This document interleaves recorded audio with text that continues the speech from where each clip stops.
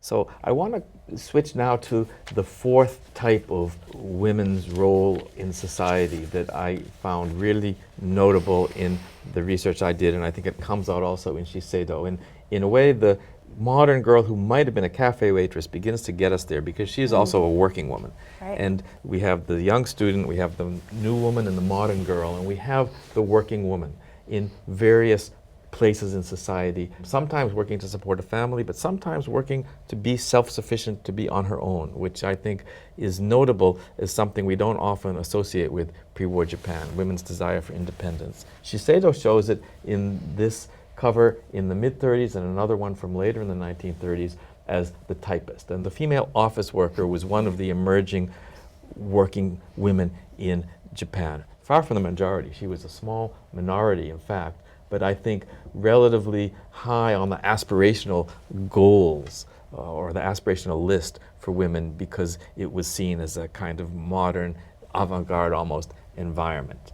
And she was using technology. She's using That's modern right. technology, so not only the typist, but also operators, people who were engaged in something where they were telephone operators or other types of modern technology were also very attractive kinds of jobs for That's right. And young one women. of the related, perhaps, jobs in the sense that it brought women in contact with modern technology, and frankly, I was very surprised to see how much excitement there was about it, rather than worry that women couldn't handle machines, is in the teacher of sewing and sewing machines. And so on this image, you see a storefront in a provincial city of Japan called Mito. It's about 2 hours north of Tokyo now by train. And you see a lineup of all the employees in front of the sewing machine store. Most of them are men. They're wearing suits and ties. Their collars are pointed up, the so-called high kara or high collar that mark them as sophisticated men. And they're going door to door to selling. And then on the left-hand side of the image, you see 3 women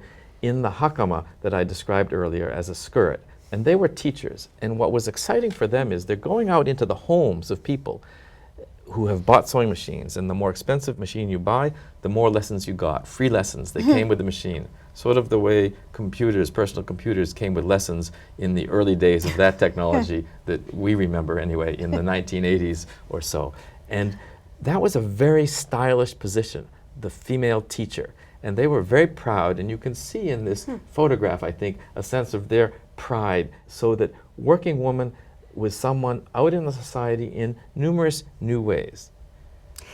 And that brings up a related issue, which is not all images of working women were necessarily revealing the underside of labor. So we have images from Shiseido, particularly here on the cover of the chain store research, that shows a kind of happy, hygienic factory situation. Right, right. But we know from many other things that it was actually a very exploitative, dangerous type of place for young women to be working. When you look at this chain store image of women working, it's really worth keeping in mind that it was women who were the majority of the labor force in Japan in the early decades of industrialization. That's right. Most of them working in the textile factories. That's right. And what is happening now in the interwar period is that they're moving into office jobs, department store clerks, office typists, telephone operators, and so on.